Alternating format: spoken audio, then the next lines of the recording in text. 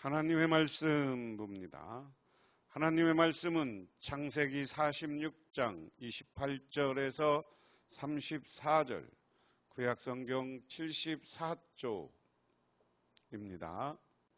야곱이 유다를 요셉에게 미리 보내어 자기를 고센으로 인도하게 하고 다 고센 땅에 이르르니 요셉이 그의 수레를 갖추고 고센으로 올라가서 그의 아버지 이스라엘을 맞으며 그에게 보이고 그의 목을 어긋맞춰 안고 얼마 동안 울매 이스라엘이 요셉에게 이르되 내가 지금까지 살아있고 내가 내 얼굴을 보았으니 지금 죽어도 족하도다. 요셉이 그의 형들과 아버지의 가족에게 이르되 내가 올라가서 바로에게 아뢰어 이르기를 가나안 땅에 있던 내 형제들과 내 아버지의 가족이 내게로 왔는데 그들은 목자들이라 목축하는 사람들이므로 그들의 양과 소와 모든 소유를 이끌어 왔나이다 하리니 바로가 당신들을 불러 너희의 직업이 무엇이냐 묻거든 당신들은 이르기를 주의 종들은 어렸을 때부터 지금까지 목축하는 자들이온데 우리와 우리 선조가 다 그러하니이다 하소서. 애굽 사람들은 다 목축을 가증히 여기나니 당신들이 고센 땅에 살게 되리이다. 이스라엘 야곱은 죽은 줄만 알았던 아들 요셉을 만나기 위해 하나님의 명령을 따라 애굽으로 옵니다. 그는 요셉을 만나기 전에 유다를 먼저 보냅니다. 유다는 형제를 대표해서 발언할 정도의 위치에 있었다 하는 겁니다. 그래서 오늘 이야기는 아버지와 아들이 눈물로 만남, 한자어로 하면 눈물의 부자상봉 이렇게 표현하겠지만 제가 쉽게 이야기했습니다. 눈물의 부자, 아버지와 아들의 만남이다 하는 겁니다. 그래서 이 만남이 어떻게 이루어지고 그 만남 이후에 이들의 삶이 어떻게 변하는가 하는 것을 오늘 본문을 통해서 이야기를 합니다. 이스라엘이 유다를 자기보다 앞세워 요셉에게로 보내어 야곱 일행이 고센으로 간다는 것을 알리게 하였다. 일행이 고산 땅에 이르렀을 때 그랬습니다. 오늘 이야기는 유다는 요셉을 살리는 역할을 했지만 애굽으로 가는 상인에게 요셉을 팔자고 제안함으로써 야곱과 요셉이 이별하게 만들었습니다. 그런데 이제 유다가 야곱과 요셉이 재회하는데 중요한 역할을 하는 것으로 오늘 이야기는 그립니다. 앞서서 이야기 중에 유다가 한 것, 계속 야곱과 이 만남 속에서 유다는 여러 가지 일을 하는데요. 베냐민 하나만 남겨놓고 죽인다고 했을 때 자기가 대신해서 죽겠다고 이야기해서 요셉이 자기 형제들을 시험하고 테스트하는데 이제 안심하게 만드는 역할을 하기도 한 겁니다. 그리고 오늘 야곱의 여러 아들 중에 지난 시간에 제가 야곱의 족보를 여러분에게 애굽으로 내려가서는 야곱의 아들들을 이야기하는데 제일 큰 아들은 누벤이에요. 제일 큰 아들은 누벤인데 오늘 야곱은 요셉에게 먼저 아버지가 내려간다고 하기 위해서 먼저 그 말을 전할 사람으로 유다를 보냈다. 이것은 다른 말로 이야기하면 아버지로부터나 여러 이제 형제들로부터 유다가 인정받고 있다 하는 겁니다. 그리고 이야기는 여러분들이 늘 관심을 가질 것은 오늘날 구약 성경을 나중에 재편집하고 오늘날 성경으로 만든 사람들이 유대인들이라는 거예요. 유다 지파 사람들이라는 거예요. 유다 후손들이라는 거예요. 그걸 염두에 한번 두면 성경에서는 유다 자기 할아버지를 굉장 내세우고 있습니다. 그래서 야곱은 요셉을 먼저 보냅니다. 그리고 29절에 요셉이 자기 아버지 이스라엘을 맞으려고 병거를 갖추어 고센으로 갔다. 요셉이 아버지 이스라엘을 보고 목을 껴안고 한참 울다가 다시 꼭 껴안았다. 이게 눈물의 부자 상봉이죠. 얼마나 이게 위대한 일이었습니까? 우리나라는 지금도 이산가족이 돼서 70년 동안 6.25 전쟁 이후에 부자 부모를 못 만나는 사람들이 있고요. 과거에 우리나라 이산가족 삼봉이라는 텔레비전이 세계에서 기록하고 자기 자식들, 자녀들 못 만났는 사람들 텔레비전 나와서 계속 하다가 만나면 서로 껴안고 울고 불고 하는 것을 본 경험이 있습니다. 저는 오늘 지금 10여 년 동안 아들이 죽었는 줄 알았어요. 그리고 그 아들은 누구였습니까? 어떤 형제들보다도 자기가 가장 사랑했던 여인 라헬이, 그리고 그가 오랜 동안 아기를 갖지 못하다가 낳은 아들, 그래서 그에게 귀중한 옷, 색동옷이라고 우리는 표현했고, 원래는 좋은 고급 비단, 실크 이런 옷을 입혀서 키웠던 아들,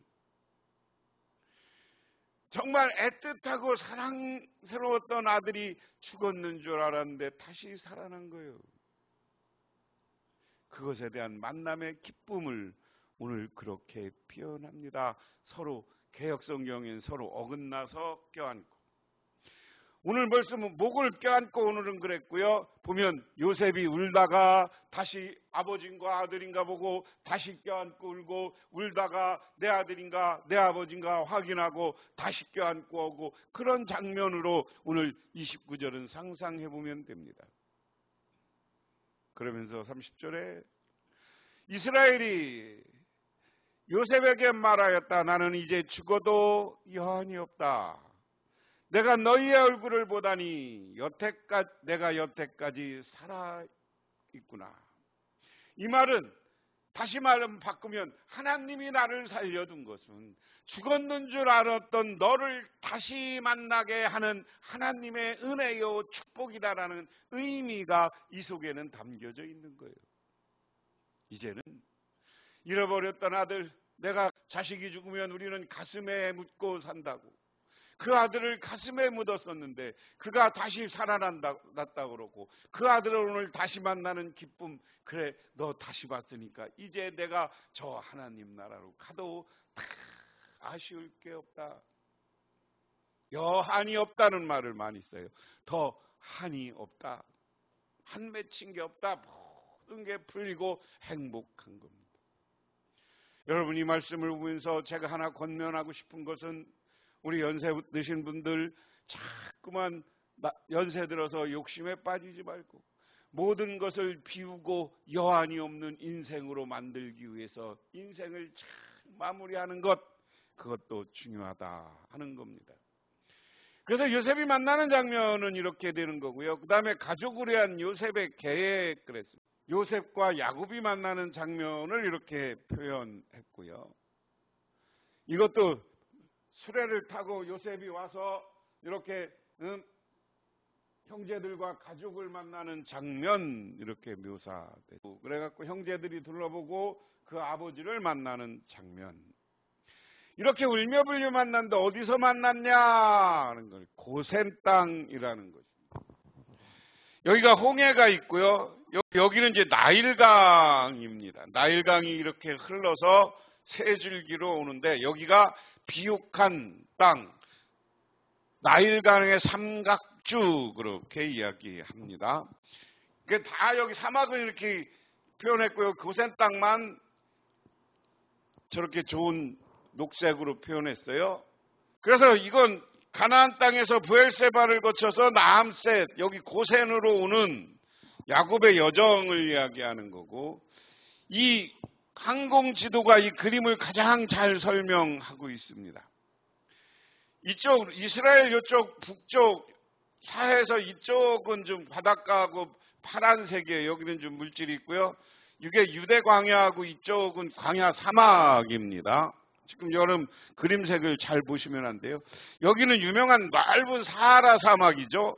그런데 나일강을 따라서 녹색이 있어.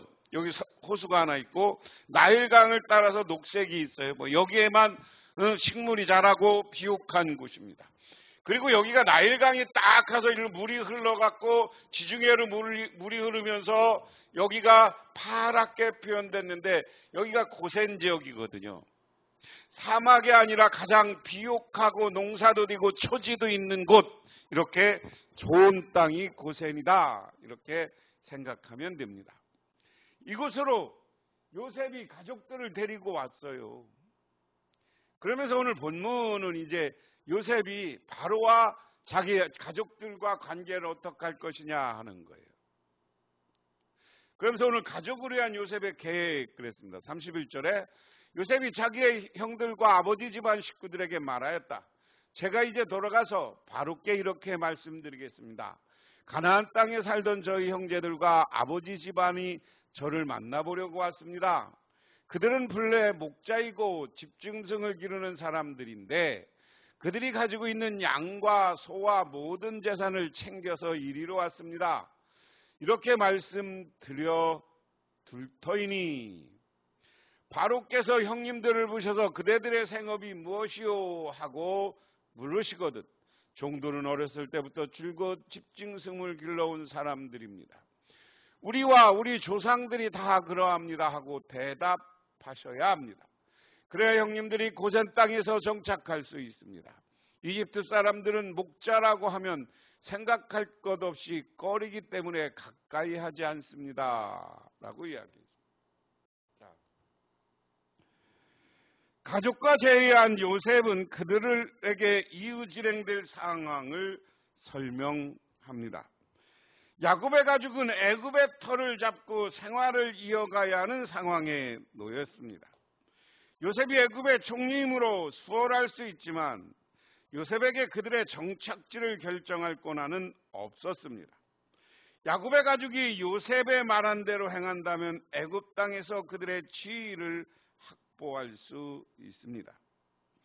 그래서 요셉은 이제 바로에게 가서 우리 형제들이 왔는데 우리 형제들의 원래 직업은 목축을 하는 목자들이다.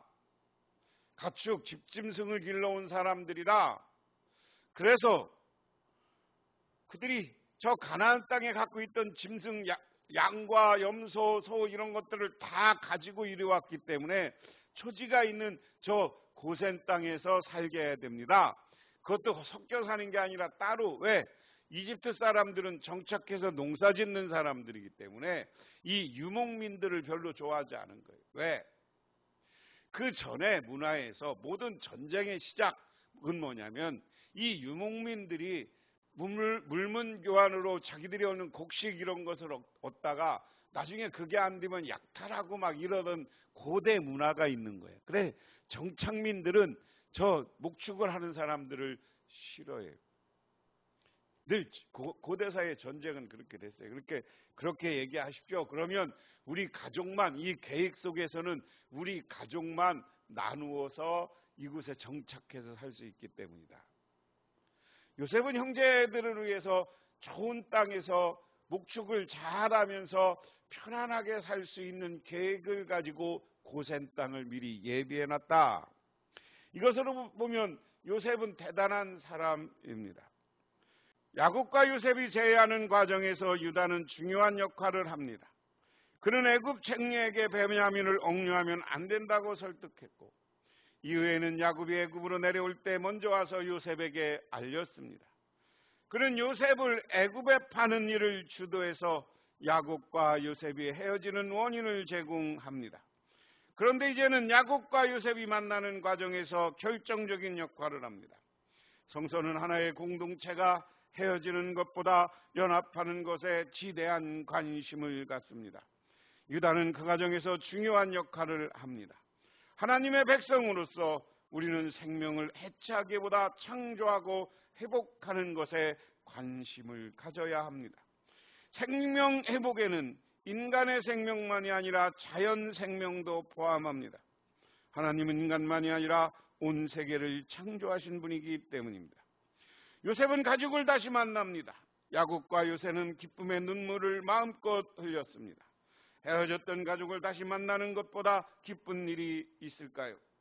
야곱과 요셉의 만남을 보며 우리는 우리 가족을 둘러보아야 합니다. 가족을 이룬 구성원을 보며 기뻐하고 있는가? 우리는 또한 교회 공동체를 이루고 살아갑니다.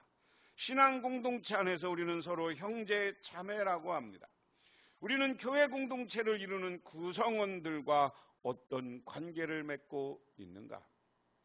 오늘 이야기는 우리의 만남은 기쁨의 만남이요 행복한 만남이 되어야 된다. 우리 성도님들이 한 교회에서 형제 자매라고 부를 때 우리가 헤어지고 만나는 과정이 행복한 과정이 되어야 될 줄 믿습니다.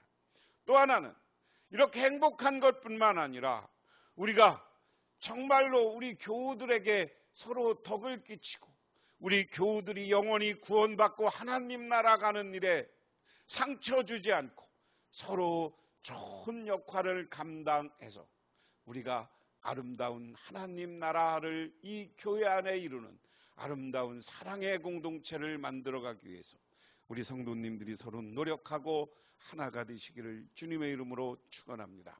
기도하겠습니다. 하나님 아버지, 이스라엘과 요셉의 만남은 눈물의 상봉이었습니다. 눈물의 만남이었습니다. 이 눈물은 기쁨의 눈물이었습니다. 하나님, 우리들도 우리 가족을 만날 때, 우리 성도들을 만날 때 서로 기뻐하며 감사하는 만남을 이루어가게 하옵소서. 예수님 이름 받들어 기도드리옵나이다. 아멘.